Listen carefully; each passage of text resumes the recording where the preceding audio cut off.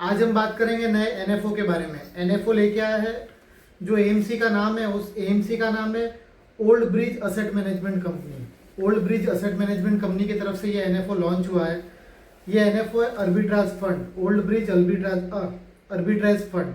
अब इस arbitrage fund को समझने से पहले आपको समझना पड़ेगा कि आर्बिट्राज होता क्या है। देखिए, हमारे यहाँ दो एक्सचेंज है, एक बीएससी एक्सचेंज और एक एनएससी।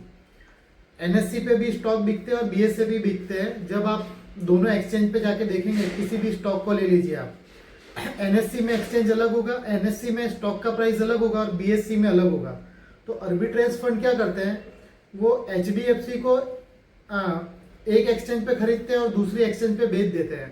जैसे कि एचडीएफसी का भाव है, एक एग्जांपल लेते हैं, एचडीएफसी का भाव यहाँ पे 1001 रुपये चल रहा है तो एनएससी के ऊपर, तो बीएससी के ऊपर हो सकता है वो 1000 चल रहा हो।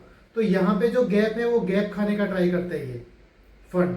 तो इस फंड में कभी आपका लॉस नहीं होगा, क्योंकि एक एक्सचेंज के ऊपर वो फंड को बेच दिया हमने और दूसरे एक्सचेंज पे खरीद लिया है, और दोनों का जो गैप है वो हमारा प्रॉफिट है। तो आर्बिट्राज इस तरह से काम करते हैं। और इसमें बेनिफिट ये होता है कि आपको यहाँ पे जो टैक्सेशन लगता है वो इक्विटी का टैक्सेशन लगता है, यहाँ पे डेट का टैक्सेशन नहीं लगता है। तो इक्विटी में जो भी आपका टैक्सेशन आएगा वो टैक्सेशन यहाँ पे लगता है। तो ये फंड उस बेस के ऊपर काम करता है। तो आई थिंक आप समझ गए होंगे कि आर्बिट्राज फंड क्या होते हैं। तो ये old bridge asset management company की तरफ से ये फंड लॉन्च हो रहा है। फंड का नाम है ओल्ड ब्रिज आर्बिट्राज फंड। अब बात कर रहे थे इन्वेस्टमेंट ऑब्जेक्टिव का।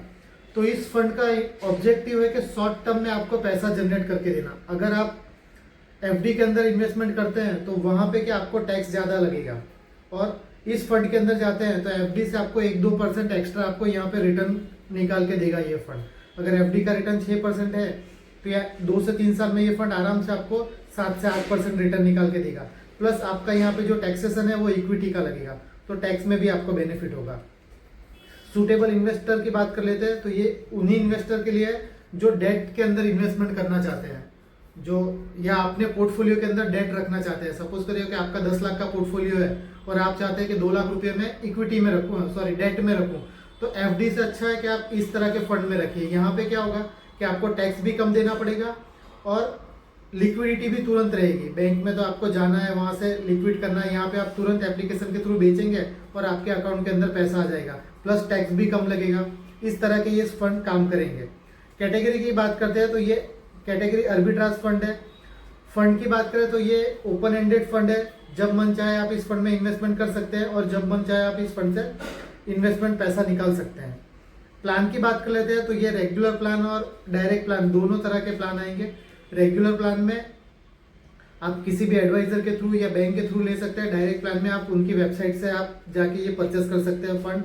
ऑप्शन की बात करें तो ग्रोथ ऑप्शन मिलेगा, डिविडेंड ऑप्शन मिलेगा यहाँ पे, और डिविडेंड री इन्वेस्टमेंट ऑप्शन मिलेगा। देखिए, कई वीडियो में मैंने समझाया कि डिविडेंड ऑप्शन और डिविडेंड री इन्वेस्टमेंट ऑप्शन क्या होता है। ठीक है, मिनिमम एप्लीकेशन की बात कर लेते हैं। तो मिनिमम एप्लीकेशन यहाँ पे आपको 5000 रुपया लमसम डालना है वन टाइम मिनिमम। उसके ऊपर आप जितना भी करना चाहे कर सकते हैं। एसआईपी आप मिनिमम एसआईपी अमाउंट यहाँ पे 2500 है, 2500 के नीचे आप एसआईपी नहीं कर सकते। ऊपर जो अमाउंट हो जितना भी हो आप कर सकते हैं। बेंचमार्क की बात कर लेते हैं तो बेंचमार्क है इसका निफ्टी 50 आर्बिट्राज फंड जो इंडेक्स है उसको ये इसका बेंचमार्क है। ठीक है, एग्जिट लोड की बात कर लेते हैं। यहाँ पे एग्जिट लोड आपका अगर 7 दिन से पहले आप इस फंड को बेचते हैं तो 25% है, और 7 दिन के बाद बेचते हैं तो यहाँ पे कोई भी आपका एग्जिट लोड नहीं है। एनएवी की बात करें तो एनएवी 10 रुपये में आपको मिलेगा। एक एनएवी की प्राइस 10 रुपये होगी। फंड लॉन्च कब से हो रहा है, तो फंड ऑलरेडी लॉन्च हो गया है 6 नवंबर को, और क्लोज होगा एनएफओ ये 10 नवंबर को 2025 को। सूटेबल इन्वेस्टर वही है, आगे भी मैंने जैसे बताया, जिसको 2-3 साल या 1 साल या 6 महीने के लिए इन्वेस्टमेंट करना है उनके लिए बेस्ट फंड है। अब मेरा ओपिनियन क्या है, मेरा ओपिनियन इस फंड को लेकर ऐसा है कि अगर आपके पोर्टफोलियो में अगर 2-3 लाख का पोर्टफोलियो है, 10-15 लाख का पोर्टफोलियो है, और आपके पोर्टफोलियो के अंदर अगर डेट नहीं है तो आप इस फंड में इन्वेस्टमेंट कर सकते हैं।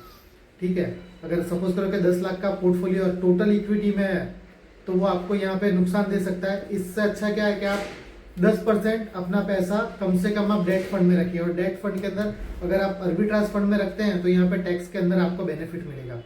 तो इस फंड में बस इतना ही, और कभी हम दूसरे फंड में बात करेंगे। Thank you.